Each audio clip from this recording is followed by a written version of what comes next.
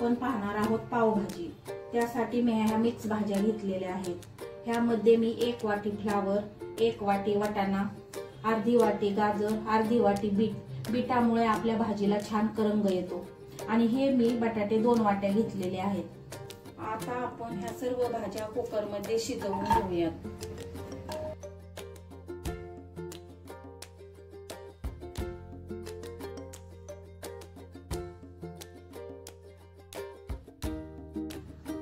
तुम्ही बघू शकता आपली भाजी किती मऊ शिजलेली आहे।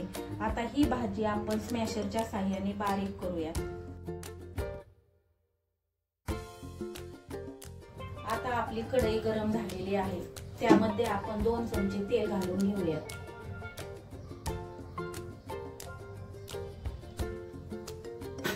आपले तेल गरम झाल्यानंतर आपण एक थोडासा छोटा तुकडा बटर घालून घेऊयात।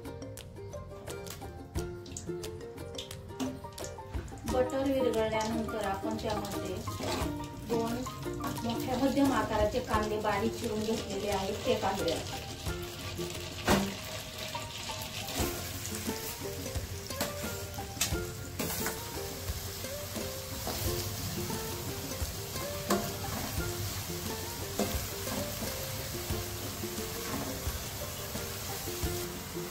कांदा परतला आहे त्यामध्ये आपण आपला 1 मोठा चमचा लसूण अद्रक पेस्ट घालून घेऊया।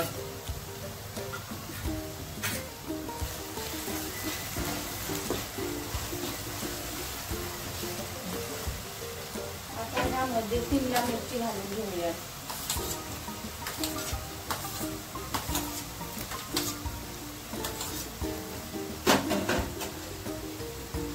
शिमला मिरची मऊ होईपर्यंत त्याला शिजवून घेऊया।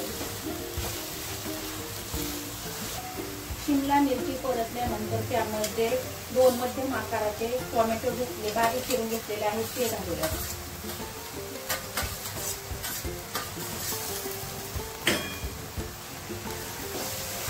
आता आपल्याला हे टोमॅटो 2 ते 3 मिनिटं चांगले परतून घ्यायचे आहेत। त्या टोमॅटोला पाणी सुटेपर्यंत ते चांगले शिजवून घ्यायचे आहेत। आता ह्यामध्ये आपण 1 चमचा धना पावडर, पाव चमचा हळद, 2 मोठे चमचे काश्मीरी मिरची पावडर आणि 1 मोठा चमचा मी पावभाजी मसाला घेतलेला आहे। ह्याला चांगले मिक्स करून घेऊयात।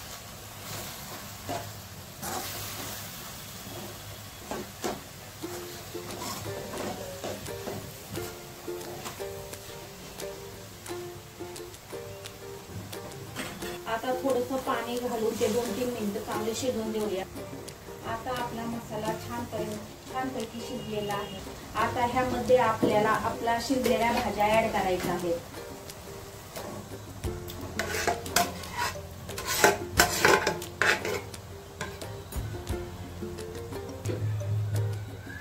आता ह्या भाज्या आपल्याला 2 ते 3 मिनिटं ह्यामध्ये शिजवून घ्यायच्या आहेत।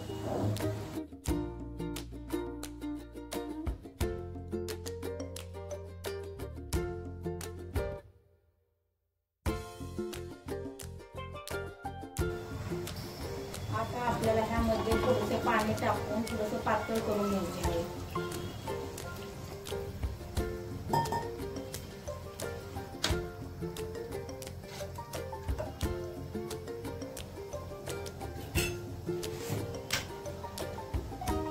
आता चवीपुरते मीठ टाकून त्याला 2 ते 3 मिनिटं चांगलं शिजवून घेऊया।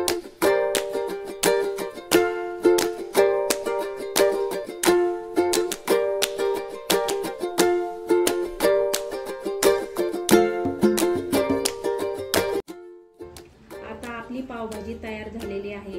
त्याला खूप सुंदर असा कलर आलेला आहे।